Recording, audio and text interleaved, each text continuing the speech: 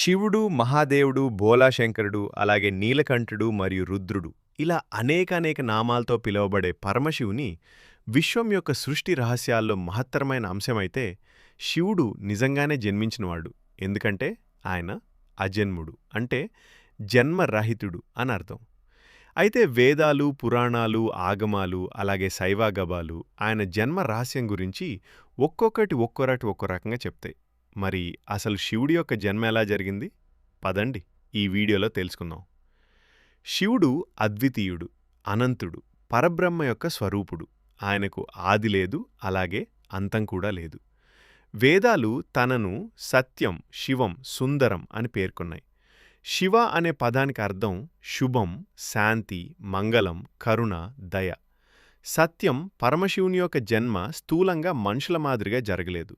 శివుడు స్వయంభూగా పేర్కొనబడ్డారు. మరి వేదాల్లో పరమశివుని యొక్క ప్రస్తావన విషయానికొస్తే ఋగ్వేదంలో శివుడు రుద్రుడు రూపంలో కనిపిస్తాడు.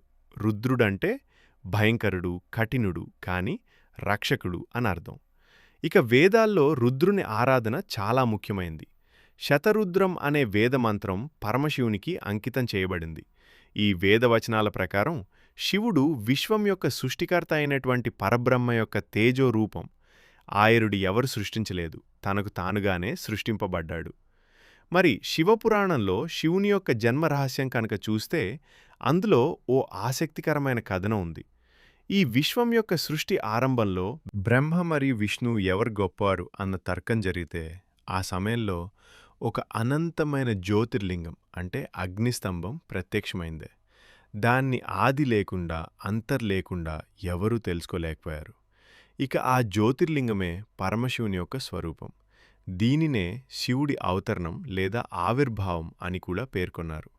దీని అర్థం శివుని యొక్క జననం ఏ గర్భం నుండి జరగలేదో ఆయన అనాది, అలాగే అనంతుడు కూడా. మరి అదే లింగపురాణం ప్రకారం చూస్తే పరమశివుడు స్వయంభూలింగ రూపంగా పేర్కొనబడ్డాడు. మొదట్లో అతనిది నేరస్వరూపం అంటే శూన్యంగా మాత్రమే ఉండేవాడు. ఇక ఆ శూన్యంలోనే శివుని యొక్క తత్వం ప్రజ్వలించింది అంటారు. అప్పుడు ఆయన జ్యోతిర్లింగ రూపంలో ప్రత్యక్షమయ్యాడు. ఇక ఈ లింగం నుండే బ్రహ్మ, విష్ణు వంటి దేవతలు పుట్టారని ఒక విశేషమైన వ్యాఖ్య ఉంది. మరి శక్తి అలాగే శివుని యొక్క సంబంధం చూస్తే శివుడు ఒక్కడే కాదు, ఆయనకు శక్తి అనేది సహజ సిద్ధమైనది. శివుడు పురుషుని యొక్క తత్వం, శక్తి ప్రకృతి యొక్క తత్వం. ఈ రెండు కలిసినప్పుడు మాత్రమే ఈ సృష్టి జరుగుతుంది.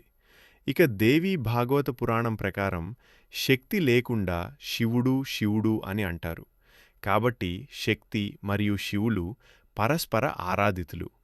బ్రహ్మదేవుడు విశ్వసృష్టి చేయటానికి అనేక మనుస్మృతులైతే సృష్టించాడు. కాని వారు సృష్టి కొనసాగించకపోవటంతో ఆయన కోపంతో కన్నీళ్లు కాచాడు. కన్నీళ్లలోచే రుద్రుడు పుట్టాడు. ముందుగా 11 రుద్రులు ఉద్భవించారు. వీళ్ళలో ప్రధానుడు మహారుద్రుడు అంటే పరమశివుడు. మరి నీలకంఠ అవతార విషయానికొస్తే సముద్ర మదనం సమయంలో ఆలాహల విషం బయటపడిందే. దాన్ని తాకి శివుడు నీలకంఠుడయ్యాడు. ఇది శివుని యొక్క కరుణామూర్తి అవతారాన్ని సూచిస్తుంది.